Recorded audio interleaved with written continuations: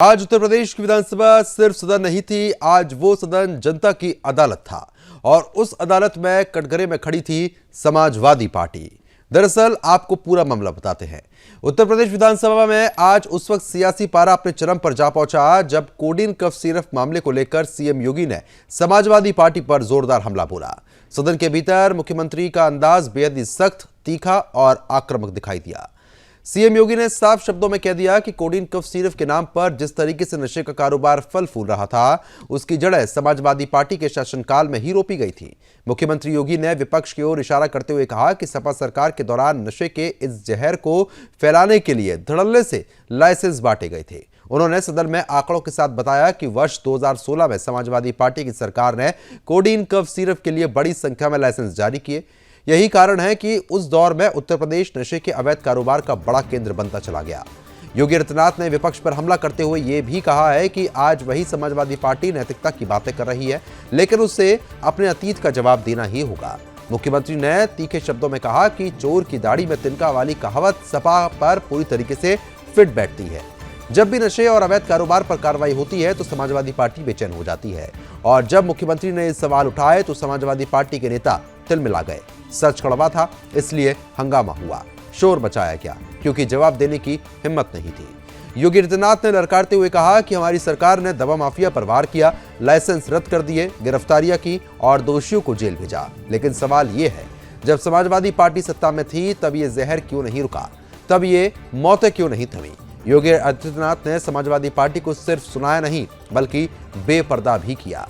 यही है आज की सबसे बड़ी बहस और इसी पर आज छिड़ा है रणक्षेत्र। इसी बीच कुछ प्रतिक्रियाएं भी सामने आ रही हैं, वो प्रतिक्रियाएं सुनना बहुत जरूरी है। सुनिए। क्या है और मुद्दे क्या उठाए जा रहे हैं। मुझे लगता है कि माननीय सदस्य को पूरा अध्ययन करके आना चाहिए, सदन की गरिमा का ध्यान भी रखना चाहिए। लेकिन मुझे इसलिए भी खड़ा होना पड़ा है क्योंकि नेता विरोधी पक्ष ने सदन की कार्रवाई प्रारंभ होते ही इस मुद्दे को उठाया और आपने भी उसको छेड़ा है। लेकिन मैं आपके छेड़ने की स्थिति को उससे आपकी इस मजबूरी को जान सकता हूं, जिसके बारे में एक छोटी सी कहावत है कि चोर की दाढ़ी में तिनका।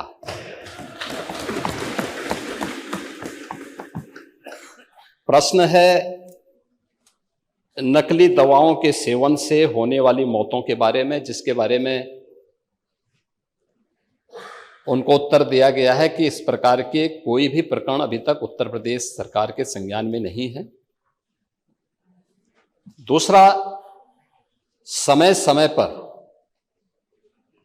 इस दिशा में खाद्य सुरक्षा और औषधि प्रशासन विभाग के द्वारा छापेमारी की कार्रवाई भी होती है। उत्तर प्रदेश के अंदर कोडीन कफ सिरप के मामले में जिसको नेता विरोधी दल, मैं तो ये मानता था कि उम्र के चौथे पड़ाव पर व्यक्ति सच बोलने का आदि कम से कम इस उम्र में तो होगा ही, लेकिन इस उम्र में भी इस समाजवादी उनको झूठा बुलवा देते हैं। इस उम्र में तो कम से कम उसे झूठ मत बुलवाओ भाई,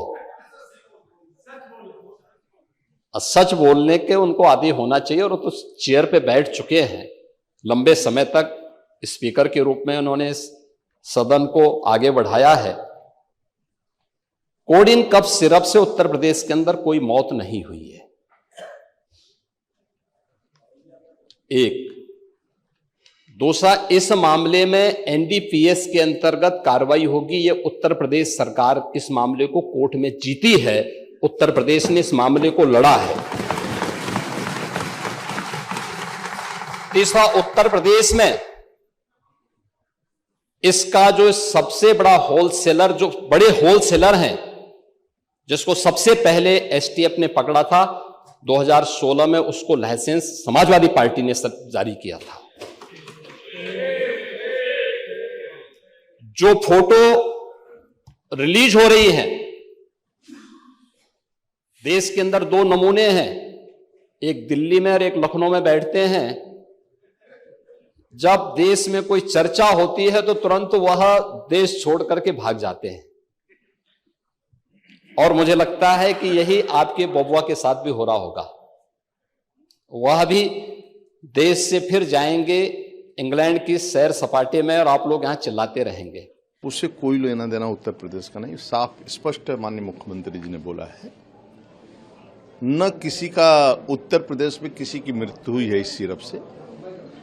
ये पूर्ण विश्वास आपको दिलाता हूं कि योगी सरकार में जो भी दोषी होंगे इसमें कोई बचेगा नहीं, और किसी प्रकार का गुंजाइश भी नहीं है। जो दोषी हैं आप देख ही रहे हैं, पिछले 17 से और अभी तक जो सरकार है योगी सरकार, किसी माफिया, किसी गुंडागर्दी, किसी को भी बख्शा नहीं जाएगा, क्योंकि ये 17 पहले की सरकार नहीं है कि गुंडागर्दी परम सीमा पर था, भ्रष्टाचार परम सीमा पर था। जो कोई गलत करेगा, जिसके आधार पर सिरप के कारण अभी तक कोई यहाँ पे मौत नहीं हुई है उत्तर प्रदेश में, जानकारी होनी चाहिए। और ये भी जानकारी होनी चाहिए समाजवादी पार्टी को कि ये जो लाइसेंस दिया था वो उनके कार्यकाल में दिया गया था, जिसको दिया गया है। फोटो आपकी निकल रही है अखिलेश जी की। तो जब बुलडोजर कानून का है वो जब चलेगा तो फिर समाजवादी पार्टी के पेट में थोड़े से दर्द ज्यादा बढ़ने शुरू हो जाते हैं। तो उनको दर्द नहीं होना चाहिए। ये बात सच है कि बुलडोजर ऐसे लोगों के ऊपर चलना चाहिए और कानून के तहत चलना चाहिए। कोडीन माफियाओं को सरकार बचा रही है।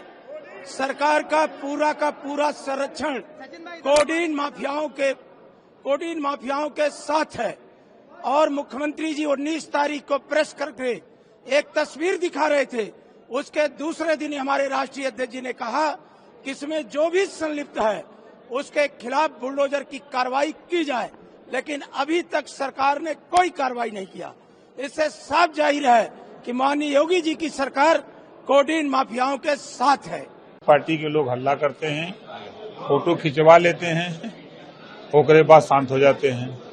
आपने देखा कि शांत होकर बैठ गए, फोटो जब खिंचा गया तब शांत हो गए, और उनका जवाब जो मुख्यमंत्री ने दे दिया तो चुप मार गए, फिर फोटो खिंचाने के लिए आ जाते हैं। तो फिलहाल जिस तरीके से आपने प्रतिक्रिया सुनी, अब चर्चा को आगे बढ़ा देते हैं। खास मेहमान हमारे साथ जुड़ चुके हैं, उनका रुख करेंगे। डॉक्टर बृजपाल सिंह त्यागी वरिष्ठ डॉक्टर हैं। बृजपाल जी स्वागत है आपका। विवेक श्रीवास्तव हैं बीजेपी के प्रवक्ता। विवेक जी आपका भी स्वागत है। सपा के प्रवक्ता आपसे कुछ देर बाद हमारे साथ कनेक्ट होंगे, और साथ ही साथ राजनीतिक विश्लेषक विश्वनाथ मिश्रा जी भी हमारे साथ लगातार बने हुए हैं। विवेक जी सबसे पहले आप ही का रुख करूंगा मैं, क्योंकि जिस तरीके की स्थिति बनी हुई है और सीएम योगी ने साफ तौर पर कहा है कि समाजवादी पार्टी ने ही ऐसे माफियाओं को लगातार आगे बढ़ाया, उनको पोषण दिया, जिस वजह से ये स्थिति बनती हुई नजर आई है। पहली प्रतिक्रिया आपकी। प्रद्युम्न जी, ये सत्य बात है कि ये सिरप यूपी में नहीं बनता। इससे यूपी में कोई मौत नहीं हुई। उत्तर प्रदेश के कुछ होलसेलर डीलर इसमें इन्वॉल्व थे, जो इसकी खेप को विदेशों में पहुंचाने का काम कर रहे थे। सबसे पहले यूपी पुलिस ने इसको सोनभद्र में पकड़ा, फिर एसटीएफ इन्वॉल्व हुई, अब ईडी भी इन्वॉल्व हो चुकी है। 78 लोग गिरफ्तार हो चुके हैं। जांच चल रही है, एसआईटी गठित है, डेली मॉनिटरिंग हो रही है। एसआईटी ने अपनी एक इंटरिम रिपोर्ट दी है, मुख्यमंत्री जी ने उसको सदन में रखा। जिस तरह से विपक्ष कुछ विशेष लोगों को इसके फ्रेम में डाल के निपटाना चाहता है, ये ठीक नहीं है।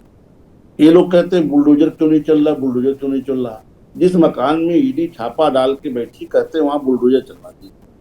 अभी ईडी वहां से दस्तावेज खंगाल रही है, सबूत इकट्ठे कर रहे, उसी में कहते हैं बुलडोजर चलवा दीजिए। ये जिस तरह की उकसावे की बात कर रहे हैं, ये कहीं ना कहीं जांच को डिरेल करना चाहते हैं, जांच को भटकाना चाहते हैं। योगी जी के राज में ये होने वाला नहीं। एक एक आदमी पकड़ा जाएगा। 78 गिरफ्तार हो चुके हैं, और लोग भी गिरफ्तार हो रहे हैं। और जो सबसे बड़ा होलसेलर, उसको तो लाइसेंस देने का काम इन्हीं की सरकार में हुआ है। समाजवादी पार्टी सरकार 2016 में लाइसेंस दिया गया, और जो आलोक सिपाही, उसको हमारी सरकार में तो बर्खास्त किया गया। हम तो लगातार कार्रवाई कर रहे हैं।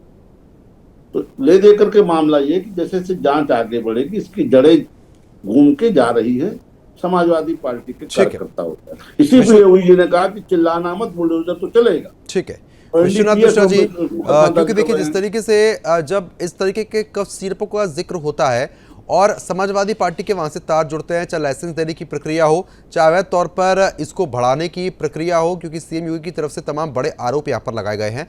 बड़े पैमाने पर इसको किस तरीके से देखा जाए, क्योंकि जो इतिहास है वो तो ये बताता है कि चरम सीमा पर गुंडागर्दी समाजवादी पार्टी के समय में सभी ने देखी, सभी को पता है, आए दिन हत्याएं, आए दिन लूट हैं, और अब इस तरीके के काले धंधे की जब परत खुलती है तो क्या कुछ सामने आता है? ये आपसे सवाल है प्रथम जी? नहीं, विश्वनाथ मिश्रा जी से।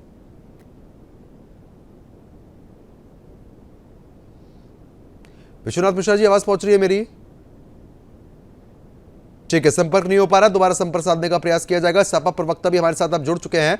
बहुत बहुत स्वागत है आपका अशोक यादव जी। अशोक जी, अब देखिए, मुख्यमंत्री योगी आदित्यनाथ ने साफ तौर पर समाजवादी पार्टी के ऊपर आरोप लगाए हैं और कहा है कि आप ही लोगों ने ऐसे माफियाओं को इस तरीके की चीजें मुहैया कराई, उनको पाला पोसा, इस वजह से, यानी कि जो जड़ें थी, जो पौधा रोपने का काम किया था, वो आप ही लोगों ने किया था। कि मोदी जी की अपनी सरकार की सारी नाकामियां जब होती हैं तो मोदी सरकार आरोप सारे लगाती है नेहरू जी पे। योगी जी के जो भी नाकामियां हैं, जो भी भ्रष्टाचार है, जो भी अवैध कारोबार है, जो भी इलीगल ट्रेडिंग है, इसका आरोप कब लगाएंगे? 9 साल से सत्ता में है, किस पे आरोप लगाएंगे? 17 में सरकार जो हमारी चली गई उस समय की सरकार पे आरोप लगाते हैं।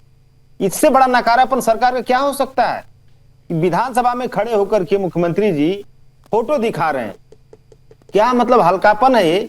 अब फोटो तो विभोर राणा का फोटो स्वास्थ्य मंत्री के साथ है। अब फोटोबाजी से सरकार तो नहीं चलती है। मुख्यमंत्री जी को कार्रवाई करना चाहिए, और कार्रवाई करने के लिए आप देखिए, कोई भी इस तरह का बड़ा अगर रैकेट पकड़ में आता है, 9 साल का आप रिकॉर्ड उठा के देखिए, इस सरकार 1-2 दिन नहीं तो लाइसेंस तो आप ही के समय पे दिए गए थे ना, करती तो बात तो वहीं से उठेगी। जब लाइसेंस आपके समय पे वितरित किए गए हैं तो फिर बात तो वहीं से उठेगी ना।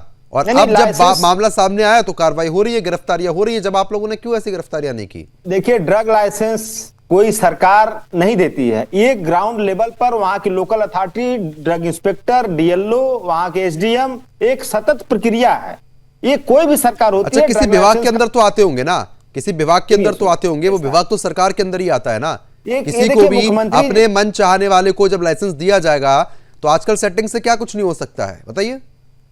देखिए, ड्रग लाइसेंस कोई शराब का लाइसेंस नहीं है। ड्रग लाइसेंस एक नॉर्मल प्रक्रिया है। कोई भी व्यक्ति फार्मासिस्ट है और वो जो क्राइटेरिया पूरी करता है, अप्लाई करता है ऑनलाइन, वो सारी व्यवस्था अगर फुलफिल कर रहा है तो ड्रग लाइसेंस इशू हो जाता है। लेकिन उस ड्रग लाइसेंस को इशू करा करके अब आप अगर सपा सरकार में या किसी सरकार में बंदूक का लाइसेंस बनवाइए और उस बंदूक से जाके किसी की हत्या कर दीजिए, तो आप कहेंगे कि बंदूक का लाइसेंस तो सपा ने दिया था। गजब, मतलब क्या तर्क मुख्यमंत्री जी दे रहे हैं, उनके मानसिक स्तर का हम लोग आकलन नहीं कर पा रहे हैं, क्या क्या बातें बोल रहे हैं। भाई, सपा सरकार में कोई बंदूक का लाइसेंस लिया, अब भाजपा सरकार में उसी बंदूक से किसी की हत्या कर दिया। अब जो हत्या से नहीं मतलब, अब जो आरोपी हैं उनकी तस्वीरें भी कुछ वायरल हो रही है समाजवादी पार्टी नेताओं के साथ, तो उसके बाद भी अब आप कह देंगे कि साहब ना हमने बंदूक दी, ना लाइसेंस दिया, ना गोली चलाने की अनुमति दी, ना हमारे रिश्ते हैं। देखिए, तस्वीरों की बात करेंगे तो हिंदुस्तान के बड़े बड़े भगोड़ों की तस्वीर किसके साथ आई थी?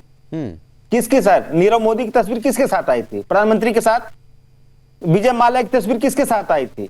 तो आप अगर तस्वीरों का खेल खेलेंगे तो बहुत सारे खेल उसमें उलझ जाएंगे। सवाल यह है कि आज मुख्यमंत्री जी ने जो आरोप लगाए कि उनके साथ फोटो है, तो उसी विधानसभा में मुख्यमंत्री जी ऐलान कर देते कि जिस भी माफिया का फोटो समाजवादी पार्टी के नेताओं के साथ पाया जाएगा, उन माफियाओं को सरकार संरक्षण देगी। ये बात बोल देते वहीं पे विधानसभा में। तो बुलडोजर कार्रवाई हो तो रही है, मुख्यमंत्री ने कह दिया है साफ, भैया बुलडोजर कार्रवाई होगी तो फिर बीच में मत बोलिएगा।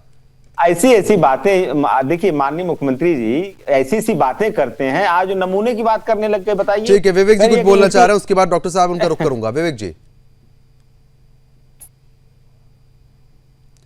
जी आवाज नहीं पहुंच पा रही, एक बार माइक को म्यूट कीजिए। इन्होंने कहा कि नीरव मोदी की फोटो नरेंद्र मोदी जी के साथ थी, आपत्तिजनक बयान, ऐसा कहीं मेरे संज्ञान में नहीं। ये इस तरह का बयान देने से पहले इनको तथ्यात्मक जानकारी अपनी पुष्ट कर लेनी चाहिए। और जहां तक इस विषय का सवाल है, इसमें ये इतनी सी बात कही गई कि जो सबसे बड़ा होलसेलर उसको तो लाइसेंस समाजवादी पार्टी की सरकार में ही दिया गया। ये रिटेल के दुकानदार नहीं, ये होलसेलर। ये लाइसेंस बाकायदा सरकार की मर्जी के बिना नहीं बंटता है। इसमें आप समाजवादी बता रहे हैं पार्टी के रिटेलर, लोग वो कह रहे हैं होलसेलर। अब देखिए यहीं पर बात में इतना कंफ्यूजन क्रिएट हो जाता है। अशोक जी बात वो सही कह रहे हैं, एक रिटेलर और होलसेलर में फर्क होता है, और लाइसेंस देने की प्रक्रिया अगर इतनी आसान होती ना तो कोई भी डिग्री दिखा के मेडिकल स्टोर ऐसी खोल लेता। फिर आवाज नहीं पहुंच रही आपकी अशोक जी। हाँ देखिए, मैं आपको ऑथेंटिक बात बता रहा हूँ। हेलो जी हाँ, देखिए चाहे होलसेल का लाइसेंस हो चाहे रिटेल का लाइसेंस हो, थोड़ा बहुत प्रक्रिया का अंतर होता है, लेकिन एक नॉर्मल प्रक्रिया ऑनलाइन प्रक्रिया, भाई आप अभी गूगल करके देख लीजिए, ऑनलाइन प्रक्रिया है। मैंने ठीक है, कुछ मानक तो होते होंगे ना, उन मानकों का सही तरीके से पालन हो रहा है नहीं हो रहा है। जब आपकी सरकार थी, जब ये सब चीजें देखी गई, अगर उस समय सख्ती कर दी गई होती तो आज ये स्थिति नहीं बिगड़ती ना। आज भी सरकार से सवाल है कि ये क्यों हो रहा है, लेकिन कहीं ना कहीं आपके समय पर जब लाइसेंस दिए गए इन लोगों को, आप लोगों ने, मुख्यमंत्री साफ तौर पर यह आरोप लगा रहे हैं कि भाई आप ही लोगों ने पाले पोसे हैं ये सब, जैसे अतीक और मुख्तार थे। प्रदम जी, एक विज्ञापन है हाजमोला का, ये बात हजम नहीं हुई, ठीक है। इतनी हाजमोला खाने के बाद भी नहीं आपकी बात हजम हो रही, ना विवेक जी की बात हजम हो रही है कि हमारे सरकार में लाइसेंस पाके ये सब काम कर रहे हैं। अरे भैया, आप 9 साल में कर क्या रहे हो? मैंने आपको कहा कि बंदूक का लाइसेंस पूर्ववर्ती सरकार बना के इस सरकार में किसी की हत्या कर दे तो आप कहोगे लाइसेंस उसने विवेक जी बताइए, इतना बड़ी मतलब अजीब बात कर रहे हैं आप लोग कि ये बार बार ये कहना चाह रहे हैं कि बंदूक का लाइसेंस हम जारी करेंगे, हत्या करें तो आप पकड़िए। हम पकड़ तो रहे हैं, पकड़ रहे, 78 लोग गिरफ्तारी कर चुके हैं और लोग गिरफ्तार होने की जद में जांच आगे बढ़ रही, लोग आते जा रहे हैं। फिर किस बात का है तो बात? हमने तो सिर्फ इतना बताया कि सबसे बड़ा होलसेलर, उसको लाइसेंस आपके शासन में दिया गया, आप इससे पीछा नहीं छुड़ा सकते। इसमें एक कार्यकर्ता जिसके आपका है, जिसके खाते से लेन देन हुआ है, वो भी जांच के दायरे में है। ईडी खाते खंगाल रही है, थोड़ा इंतजार करिए, बुलडोजर चलने जा रहा है, कोई बचेगा नहीं। फिर क्यों आप इसको जांच को डिटेल करने के लिए इतना परेशान है? भाई आप कह रहे हैं कोडीन तमिलनाडु में बनता, यूपी में बनता नहीं, कोई इसकी रिटेल सप्लाई है नहीं, सरकारी सिस्टम में कहीं इसकी सप्लाई है नहीं। ये होलसेल में आया, होलसेल में जा रहा था, बॉर्डर पे के जिले में सोनभद्र में सबसे पहले पकड़ा गया, फिर एसटीएफ इन्वॉल्व हुई, प्रदेश में और जगह पकड़ा गया, फिर ईडी इन्वॉल्व हुई। तो आप जो कहना चाहते हैं वो पता ही है क्या कहना चाह रहे हैं। लेकिन एक बड़ी बात यह भी है अशोक जी, क्योंकि देखिए शैली ट्रेडर्स का नाम इसमें सामने आ रहा है। जब इसमें मामले में जांच हो रही थी तो उस जांच में एक पन्ना भी सामने आया जिसमें शैली ट्रेडर्स के संपर्क में कुछ समाजवादी पार्टी के नेता थे, उनके मोबाइल नंबर भी उसमें दर्ज पाए गए हैं। यानी कि कहीं ना कहीं मदद हो रही थी, तस्करी में वो लोग भी शामिल थे। अब आप इससे तो इनकार नहीं कर सकते ना कि कहीं ना कहीं कनेक्शन तो है ना समाजवादी पार्टी का वहां से। कहा कि किसी भी माफिया का संपर्क अगर हमारे किसी नेता से मिल रहा है तो उस पर आप सबसे पहले कार्रवाई आप उस पर करिए। हम लोग तो ये कह नहीं रहे हैं कि अगर किसी माफिया का संपर्क अगर समाजवादी पार्टी किसी नेता से आ रहा तो उसको बचा लीजिए, या हमारे कहने से मुख्यमंत्री जी तो उसको छोड़ेंगे नहीं, या हमारे कहने से फंसाएंगे नहीं। सरकार की एक प्रक्रिया होती है कि इस तरह की लीगल कारोबार में जो भी व्यक्ति शामिल है उसके ऊपर सख्त से सख्त एक्शन लिया जाए। दूसरी बात कार्यकर्ता ही है, वो जिसका नंबर आ रहा है वो आपका कार्यकर्ता ही है। अरे भाई देखिए, कितनी बार हम लोग कहें कि कोई भी कार्यकर्ता हो, नेता हो, पदाधिकारी हो, तो आप ऐसे कार्यकर्ताओं को अपनी पार्टी में रखते हैं जो ये तस्करी में शामिल होते हैं? अरे भाजपा में तो ऐसे ऐसे लोग पार्टी में हैं। अब देखिए भाजपा पे आ गए, नाम बताना शुरू कर दूंगा तो अपने घर की बात क्यों नहीं करते हैं आप लोग? एक एक नाम बताना आप अपने घर की बात क्यों नहीं करते? पड़ोसी के घर में क्या हो रहा है उससे आपको क्या फर्क हो रहा है? भाजपा में एक से एक हत्यारे हैं, भाजपा में एक से एक धुरंधर हैं जिनको चक्की पिसिंग करवा रहे हैं। ठीक है, मैं आ रहा हूं आपके पास। ठीक है विश्वनाथ जी, नहीं वो बयान याद है आपको? नहीं ठीक है, मुझे पता है, मैं आ रहा हूं आपके पास। विश्वनाथ जी, मेरी आवाज पहुंच रही है? मोदी जी कह रहे हैं। विश्वनाथ जी, बड़ा दिलचस्प हो जाता है कि अब मेरे घर में खुद में गुंडे बैठे हुए हैं, मैं पड़ोसी की बात कर रहा हूं कि साहब वहां तो गुंडागर्दी हो रही है, अपने घर के गुंडे क्यों सफाई नहीं कर रहा हूं मैं? ये बताइए आप। समाजवादी पार्टी अपने ही ऐसे कर्मचारी और ऐसे जितने भी इनके कार्यकर्ता जो पार्टी में मौजूद है और वो शैली ट्रेडर्स के संपर्क में है, जो तस्करी में उसके लिए लगातार जांच की जा रही है। अब बताइए, जब उसकी फर्म की जांच हुई है तो नंबर मिला है कार्यकर्ता का।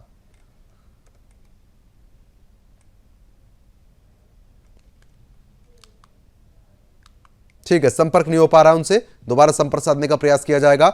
डॉक्टर बृजपाल सिंह त्यागी लगातार बने हैं, डॉक्टर होने के नाते बेहतर बता पाएंगे कि डॉक्टर साहब जब भी हम मेडिकल स्टोर पर जाते हैं दवा खरीदने के लिए तो बेखौफ होके जाते हैं और हमें ये भरोसा होता है कि जब हम मेडिकल स्टोर से जो दवा खरीद रहे हैं और जब वो खाएंगे तो हमें कोई परेशानी नहीं होगी, बल्कि जो परेशानी है उसका निवारण हो जाएगा। लेकिन किसी को ये पता तो नहीं होगा कि उस कफ सिरप में जो खांसी को ठीक करने के लिए लिया जा रहा है वो जी का जंजाल बन जाएगा।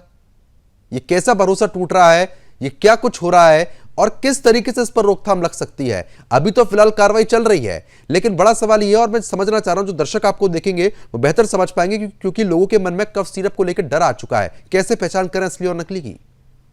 आपके माध्यम से मैं सबको ये बताना चाहता हूं कि कोई भी दवाई अगर हम मेडिकल स्टोर से लेते हैं तो वो उसमें डॉक्टर का प्रेस्क्रिप्शन होना चाहिए, उसकी डोज होनी चाहिए कि इस एज में, इस वेट में, इतनी डोज में ये दवाई दी जाए। और जहां तक मैं मानता हूं ये जो कोडीन वाला सिरप है, ये सांस की खांसी को तो कम इसलिए करता है कि रेस्पिरेटरी रेट ही कम हो जाता है, सांस घोटने का काम करता है, बच्चों को मार सकता है। जो हमारे स्टूडेंट्स हैं, जो इंजीनियरिंग स्टूडेंट हैं, जो एमबीबीएस के स्टूडेंट हैं, वो इसको एक एडिक्शन की तरह कंज्यूम कर रहे हैं। तो ये कोई दवाई खांसी की दवाई ना बनके ये एडिक्शन की दवाई है। इस पे बहुत पहले बैन हो जाना चाहिए था। और जो ये नई स्टेप अभी ली है, जो अभी जिक्र किया माननीय योगी जी ने, इसका मैं वेलकम करता हूं। और इस तरह की दवाइयां मार्केट से बिल्कुल साफ हो जानी चाहिए। दवाइयां नहीं है, ये जहर है। ठीक है, आप साफ तौर पर बता रहे हैं कि ये जहर है और इनसे बचने की आवश्यकता बहुत ज्यादा हो जाती है। अब लेकिन बचा कैसे जाए, अपने आप में सवाल तो यही है। राजनीतिक विश्लेषक लगातार बने। सर, मेरी आवाज अब पहुंच रही है आप तक? विवेक जी, आ रहा हूं। हाँ जी प्रदीप जी, आ रही। क्योंकि देखिए बड़ी बात ये हो जाती है विश्वनाथ जी कि जब भी समाजवादी पार्टी से कोई भी प्रश्न होता है तो वो हमेशा बीजेपी पर आ जाते हैं कि साहब बीजेपी में तो ये हो रहा है, इतने बड़े गुंडे हैं। जब मैंने ये सवाल पूछा उनसे कि जो शैली ट्रेडर्स है, जब उसकी फर्म की जांच करने के लिए टीम पहुंची और जांच पड़ताल हुई तो समाजवादी पार्टी के कार्यकर्ता का नंबर मिला, फोटो मिला, तमाम तस्करी की बातें यहाँ पर सामने आई और उसके सबूत भी मिले हैं जो कोर्ट में दाखिल किए जाएंगे और उस पर सुनवाई होगी। लेकिन जब ये सवाल पूछा जाता है तो समाजवादी पार्टी कह देती है कि अरे ऐसे गुंडे तो बीजेपी में भी हैं। तो अपने घर पे क्यों नहीं देख रही है समाजवादी पार्टी? अगर ढंग से लाइसेंस बांटे गए होते तो शायद ये स्थिति आज नहीं पैदा होती।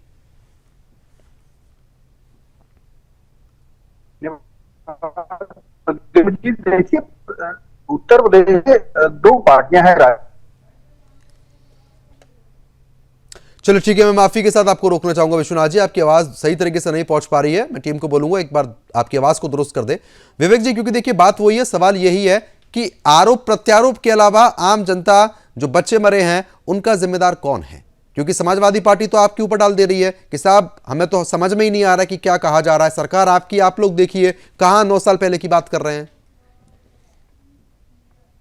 कोडीन कफ सिरप से उत्तर प्रदेश में एक भी मौत नहीं हुई। ये बनता तमिलनाडु में, जो मौत हुई है तमिलनाडु वाले प्रोडक्ट से अन्य प्रदेशों में हुई, यूपी में कोई मौत नहीं हुई। ये यहाँ उत्तर प्रदेश में प्रतिबंधित है। इसकी ना तो खुदरा बिक्री है, ना कोई डॉक्टर इसको पर्चे पे लिखता। डॉक्टर साहब बैठे पूछिए, इसको यहाँ पर्चे पे नहीं कोई लिखता, ना रिटेलर इसको बेचता है। ये खेप में जा रहा था बाहर, देश से बाहर, सीमावर्ती जिले में सोनभद्र में पकड़ा गया सबसे पहले। फिर वहां से एसटीएफ इन्वॉल्व, उसने पूरे प्रदेश में छापे डाल के खेप की खेप पकड़ी। ये मामला है। तो ऐसा नहीं कि इससे कोई मौत हुई है। उत्तर प्रदेश में इससे कोई मौत नहीं हुई। स्वयं मुख्यमंत्री जी ने सदन में स्पष्ट कर दिया इस चीज को। विषय यह है कि इसमें जो नशे का कारोबार हो रहा था उस पर उत्तर प्रदेश सरकार ने स्पष्ट फैसला किया कि हम एनडीपीएस और बीएनएस की उचित धाराओं के तहत इसमें मुकदमा चलाएंगे। एनडीपीएस के तहत इसमें हम मुकदमा चलाने जा रहे हैं। तो किसी को हमारी सरकार बख्शने नहीं जा रही है। एनडीपीएस में कठोर से कठोर धाराओं में इनके ऊपर मुकदमा चलने जा रहा है। ये मान लिया गया कि नशे के लिए आप उसका प्रयोग करें तो नशाखोरी को बढ़ावा दे रहे थे। 78 लोगों की गिरफ्तारी हो चुकी है। मैं बार बार समझाने की कोशिश कर रहा हूं कि ये विदेश जा रहा था, देश से बाहर खेप में, वो पकड़ा गया। इसके जो ईडी ने जो तार खंगाले, हवाला के माध्यम से इस पे लेन देन है, वो टेरर नेक्सस को इससे ठीक है, फंडिंग। क्योंकि देखिए अब अशोक जी बात वही आती है और ले देकर बात इसलिए भी पूछनी जरूरी हो जाती है क्योंकि कहीं ना कहीं जब कनेक्शन समाजवादी पार्टी से जुड़ता है, गुंडे माफियाओं का राज हमने भली बात ही देखा है। अब आप उसको भी नकारते हैं कि साहब मुख्तार से हमारे कोई संपर्क नहीं, अतीक से हमारी कोई दोस्ती नहीं, लेकिन सब कोई जानते हैं। अब ऐसे तस्करों के साथ आपकी पार्टी के कार्यकर्ता लिप्त पाए जाते हैं, फिर आप कहते हैं कि साहब बीजेपी में गुंडागर्दी है, वहां पे भी गुंडे हैं, उनको देखो। सवाल यह है प्रदुम जी कि 9 सालों से योगी जी की सरकार है और 9 सालों में जो भी इस तरह की वारदात लगातार हो रही थी, ये कोडीन सिरप का जो अभी विवेक जी बता रहे थे, ये इनको तथ्यात्मक जानकारी शायद नहीं होगी। कोडीन सिरप बैन नहीं है, पहली बात उत्तर प्रदेश में कोडीन सिरप आराम से बिकती है, ये अफीम से बनती है और ये इसको एनडीपीएस एक्ट में योगी सरकार ने लाया। एनडीपीएस एक्ट में लाने का मतलब कि इसका नशे के तौर पर भी अगर इस्तेमाल किया जाएगा तो इसको गैर कानूनी माना जाएगा। ये दवाएं डॉक्टर लिखता है, कोडीन डेरिवेटिव्स मतलब ओपियम डेरिवेटिव्स जिसको बोलते हैं, ये दवाएं जो है मतलब सेंट्रली एक्टिंग ड्रग होती है। अच्छा ठीक है, एक बार पूछ भी लेते हैं, एक बार पूछ लेते हैं डॉक्टर साहब से, वो बता देंगे, बेहतर बता पाएंगे। ब्रजपाल जी, ये हकीकत है क्या कि वाकई में डॉक्टर इसको प्रिस्क्राइब करते हैं? ये जो दवाई है, जो कोडीन है, इसको अच्छा डॉक्टर कभी कोई अपने पर्चे पे नहीं लिखेगा क्योंकि इससे एडिक्शन होता है। अगर मैंने इसको 3 दिन भी दिया किसी को, बच्चों को तो दे ही नहीं सकते, भूल जाइए, अगर बड़ों को हम देते हैं तो वो आदत पड़ जाती है, हैबिट फॉर्मिंग है ये, और हमारे स्टूडेंट्स की लाइफ बर्बाद कर रही है। हम इतने वो टाइम देखते हैं, कहाँ से मिला, क्या हुआ, तो आके पता लगता है कि बस ऐसे ही हम गए रिटेलर के पास, हमें दे दिया। तो ये बैन होना मैंडेटरी है। कोई भी अच्छा डॉक्टर इस सिरप को नहीं बिकेगा और ना इस सिरप से जो एलर्जी वाली खांसी होती है वो कंट्रोल होती है और ना इन्फेक्शन वाली खांसी कंट्रोल होती है। यानी कि कुल मिला के जो इससे नशा जो इससे होता है, क्योंकि अशोक जी ने जो तर्क दिए हैं उसको आपने तुरंत मौके पर ही नस्तेनाबूद कर दिया कि कोई डॉक्टर नहीं लगता, विवेक जी आ रहा हूं मैं। अफीम का भी इस्तेमाल होता है क्या? उन्होंने ये भी कहा, एक बार वो भी बताइए। प्रतिबंधित है, अफीम का एक डेरिवेटिव है। यानी कि अफीम इसमें डाली जाती है जी। मैं कोई भी फर्जी जानकारी आपके चैनल पर नहीं दूंगा। आप ही कह रहे हैं अशोक जी की डॉक्टर प्रिस्क्राइब करते हैं, बड़ी अच्छी दवा है, लेनी चाहिए, वरिष्ठ डॉक्टर जो बैठे वो मना कर रहे हैं। मैं बता रहा हूं, मैंने ये नहीं कहा बड़ी अच्छी दवा, वो आप जोड़ रहे हैं। मैंने ये कहा कि ये दवाएं ड्राई कफ के लिए दी जाती है, इरिटेटिंग कफ के लिए दी जाती है, सेंट्रली एक्टिंग ड्रग है, ये कफ सिग्नल्स को ब्लॉक करती है, दिमाग के हाइपोथैलेमस पर। आपने ये कहा था कि जो अच्छे डॉक्टर हैं वो लिखते हैं इस दवा को। मैंने बहुत सारे डॉक्टर्स लिखते हैं, 1-2 डॉक्टर नहीं। मना कर दीजिए, इसको भी मना कर दीजिए, इसको भी मना कीजिए कि मैंने नहीं कहा। अरे महाराज सुनिए, यूपी मना कर दीजिए, मैंने ये भी नहीं कहा। आप जानकारी रखिए, किसी की बातों मत जाइए, आप जानकारी खुद रखिए। ये दवाएं यूपी में बैन नहीं है, अगर बैन रहती इसकी बिलिंग विश्वनाथ जी, इसकी बिलिंग हो रही है। आवाज आ रही है? क्या 12 वर्ष से कम उम्र के समस्या के लिए प्रतिबंधित है। समस्या समाजवादी पार्टी के आरोप से शुरू हुई। कोडीन उत्तर प्रदेश में कोई इशू नहीं था। इशू तब हुआ जब कोडीन की एक खेप पकड़ी गई, उस पर जांच शुरू हुई, तो समाजवादी पार्टी चूंकि मुख्य विपक्षी दल है तो उसको ये लगा कि एक विषय बनाया जा सकता है, इसको एक इशू बनाया जा सकता है। 27 में चुनाव है, सरकार के खिलाफ मुद्दे ढूंढना विपक्ष का काम है। समाजवादी पार्टी ने इसमें एक मुद्दा ढूंढने की कोशिश की, लेकिन संयोग से ऐसा हुआ कि जो इसका मुख्य कर्ता धर्ता है उसका लिंक समाजवादी पार्टी से निकल आया। आप याद करिए, मुख्तार हो या अतीक हो, इनके लिए इनका नुकसान कैसे हुआ जब समाजवादी पार्टी ने अपराध के मुद्दे पे सरकार को घेरने की कोशिश की। हुआ क्या, योगी जी नाराज हुए। योगी जी ने कहा कि जितने माफिया हैं उनको मिट्टी में मिला दूंगा, और संयोग से उस झपेड़े में, देखिए हमेशा हर जगह काम हाथ नहीं चलता है, कभी कभी कई जगह स्पेशल मिशन चलता है, क्लीनलीनेस ड्राइव कह सकते हैं आप, और उस क्लीनलीनेस ड्राइव में कई और जो गंभीर मुद्दे थे वो निपटे। ठीक यही समस्या मुझे लगता है ये होने वाली है कि इसमें इस क्षेत्र में कम से कम जो हेल्थ के क्षेत्र में जो बड़े माफिया हैं, अब उनके खिलाफ एक ड्राइव बड़ी चलेगी। ये कह सकते हैं, क्योंकि अब कहा जा रहा है, शायद जानकारी आ रही है कि इस मसले का जो मुख्य आरोपी है वो समाजवादी पार्टी का उम्मीदवार रह चुका है। अब होगा क्या, जब जांच होगी तो कुछ समाजवादी पार्टी से जुड़े लोग अगर मिलेंगे तो फिर वह आरोप फिर वही घूम कर आएगा ये सरकार समाजवादी पार्टी से जुड़े लोगों को ढूंढ ढूंढ कर उनको टारगेट कर रही है। देखिए मूल परेशानी क्या है? मूल परेशानी एकमात्र इतनी है कि एक कफ सिरप है जो तमिलनाडु में बनता है, जो यूपी में सामान्य रूप से नहीं कम या यूं कहें कम यूज होता है, लेकिन उसका एक होलसेलर है जो यहां से लेकर के और उसको ट्रांजिट में था। वो जो एक बड़ी खेप थी वो ट्रांजिट में थी, पकड़ी गई। सरकारी एजेंसी उसको पकड़ती हैं, उसके खिलाफ एक्शन शुरू करती हैं और मुख्य विपक्षी दल उस पर एक इशू बनाने का प्रयास करता है। देखिए, जो भी व्यक्ति है, अगर उसके खिलाफ एक सिपाही, आलोक नामक एक सिपाही है जो दसियों करोड़ रुपए की संपदा बनाकर रखे है, सरकार की नजर से छुपा था, कम से कम इस विषय से उसके खिलाफ अगर पिछली सरकार ने एक्शन लिया होता या बीच में किसी ने कोई जांच कहीं बैठी होती, नहीं बैठी, संयोग से यह विषय उठा, उसके खिलाफ एक्शन हुआ और जो अपराधी हैं इस पूरे घटनाक्रम में, जो आरोपी हैं, कम से कम उनके खिलाफ बड़ा एक्शन होगा। और ये आशा कर सकते हैं कि बहुत से जुड़े हुए लोग इस पूरे जो जंजाल या यूं कहें आप एक तंत्र है, अपराधियों का एक तंत्र है, उसमें और बहुत से अभी आप कह सकते हैं मोर स्केलेटन्स विल फॉल। बहुत ढेर सारी और ऐसी महारथी निकलेंगे कि जो जिन्हें पता चलेगा कि जो इस खेल के बड़े बड़े खिलाड़ी थे और उनके खिलाफ बड़ा एक्शन होते हुए आने वाले समय में आप देखेंगे। आरोप प्रत्यारोप आगे और चलेगा। ये कह सकते हैं कि समाजवादी पार्टी ने हालांकि एक विषय उठाने की कोशिश की, लेकिन ये मुद्दा अभी दूर तक और जाएगा। क्यों? बिल्कुल, क्योंकि यानी कि कुल मिला के ये है कि जिस तरीके से आप बता रहे हैं कि कहीं ना कहीं मुद्दे को भी और उठाया जाएगा। विवेक जी, क्योंकि देखिए आप साफ तौर पर सपा प्रवक्ता तो इस बात को नकार रहे हैं कि साहब अगर कोई कार्यकर्ता ऐसा है तो उस पर कार्रवाई कीजिए आप लोग, लेकिन ये स्वीकार नहीं करते कि हमारे लोग ही ऐसे हैं जो इस तरीके की चीजों में लिप्त पाए जा रहे हैं। प्रद्युम्न जी, अमित यादव, मिलिंद यादव के खातों से शुभम की पत्नी की खाते का लेन देन ट्रेस हुआ है। अमित यादव, मिलिंद यादव इनकी पार्टी के कार्यकर्ता हैं और भी नाम इनके इसमें आ रहे हैं। आज जो इंटरिम रिपोर्ट एसआईटी ने दी है उसमें बहुत सी चीजें आ चुकी है रिकॉर्ड में। नहीं विवेक जी, जैसे चुनाव आयोग पर अब एसआईआर को लेकर आरोप लग देते ना कि बीजेपी करा रही है, मुझे लग रहा है आप पे भी आरोप आ जाएगा कि साहब बीजेपी ने जबरदस्ती पकड़वा दिया। देखिए, खाते का ट्रांजैक्शन तो बिना हुए तो कोई बता नहीं सकता। नहीं अशोक जी कह सकते हैं ना इस बात को, इसलिए पहले अकाउंट टू अकाउंट ट्रांजैक्शन है प्रद्युम्न जी, ये कोई भाजपा के कार्यकर्ताओं ने तो नहीं डाला है। और मैं बता रहा हूं कि इस कोडिन सिरप से उत्तर प्रदेश में कोई मौत नहीं हुई है और ऐसे भी उत्तर प्रदेश में 12 वर्ष से कम बच्चों के लिए प्रतिबंधित है। कोई डॉक्टर नहीं लिख सकता, उसके विरुद्ध कार्रवाई हो जाएगी। डॉक्टर साहब यहाँ बैठे, इनसे पूछ लीजिए, ये अलाउड नहीं है यूपी में बच्चों को लिखना। और बड़ों के लिए बता ही रहे हैं कि उनको भी नहीं लिखा जाता, एडिट हो जाएंगे वो लोग।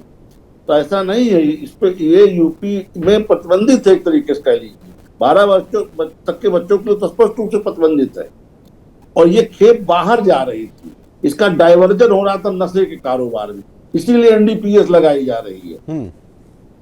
ठीक है अशोक जी, इतने लोग पकड़े जा रहे हैं, एनडीपीएस के दायरे में लाए। अब आप ही के लोग पकड़े जा रहे हैं, फिर क्या कहें आपसे? प्रद्युम्न जी देखिए, सवाल ये नहीं, सवाल अभी विश्वनाथ मिश्रा जी ने कहा कि कोडीन कोई इशू ही नहीं था। जो कोडीन को कारण कोई इशू नहीं था, उस कोडीन के इलीगल ट्रेडिंग को लेकर के ईडी ने अपनी प्राथमिक जांच में बताया 2000 करोड़ से ज्यादा का अवैध कारोबार है, टेरर फंडिंग की आशंका। और इसमें न्यूज 18 और तमाम अखबारों ने जो आर्टिकल छापे हैं कि जांच एजेंसी को आशंका है कि भारत बांग्लादेश बॉर्डर करने के बाद कफ सिरप की सप्लाई चेन कुछ इस्लामिक संगठनों के नियंत्रण में चली जाती है। ये इस तरह की चीजें ईडी बता रही, भाई हम थोड़ी बता रहे हैं, समाजवादी पार्टी नहीं बता रही है इस बात को। ठीक है, अगर बॉर्डर पार होने के बाद चाहे वो इस्लामी देशों में जाए या वो कहीं भी जाए, लेकिन बॉर्डर पार तो आपके कार्यकर्ता ही करवा रहे हैं।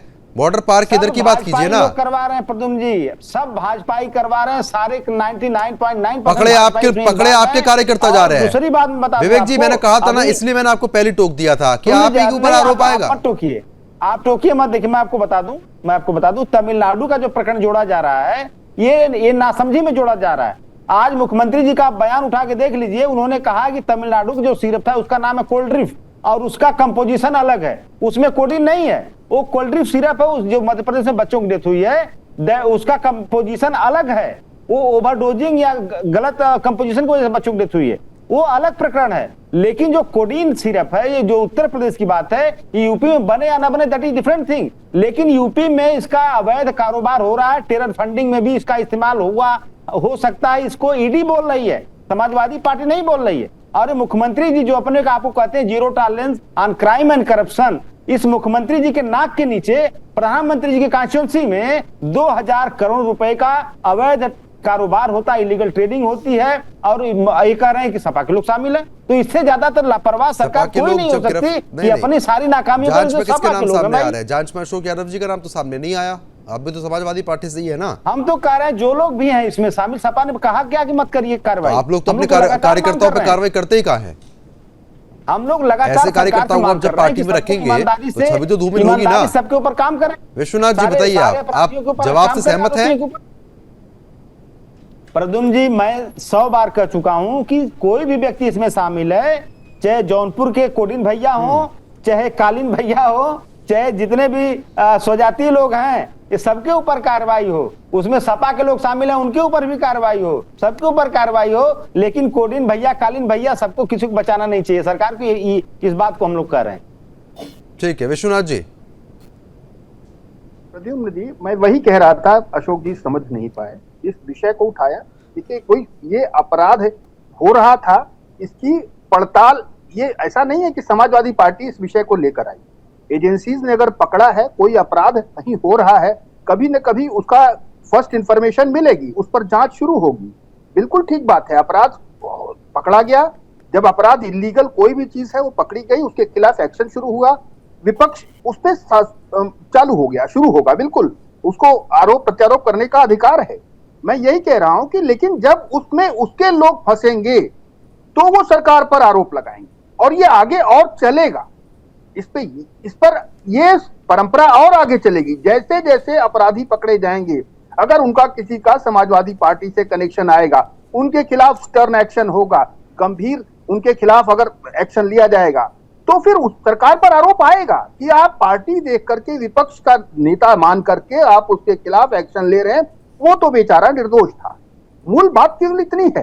देखिए, जो भी अपराध कर रहा है, अगर कोई इस पूरे खेल में, गड़बड़ झाले में कोई लगा है, पैसा बना रहा है इस तरीके के अपराध करके, तो सरकार की नजर में जब आएगा, जैसे ही आएगा, सरकार का कम से कम इतना तो हम लोग देख ही रहे हैं कि योगी जी का कम से कम ऐसा एक्शन रहा है कि वो छोड़ते नहीं, बिल्कुल समूल नाश करके उसको छोड़ते हैं। तो इसमें कोई दो राय नहीं। लेकिन समाजवादी पार्टी के प्रवक्ता इस बात को समझ नहीं रहे हैं कि वो उनकी पार्टी के जो आरोपी हैं या अपराधी हैं, उनको उनसे दूरी बनानी होगी उनको, अगर उन्हें अपना दामन पाक साफ रखना है।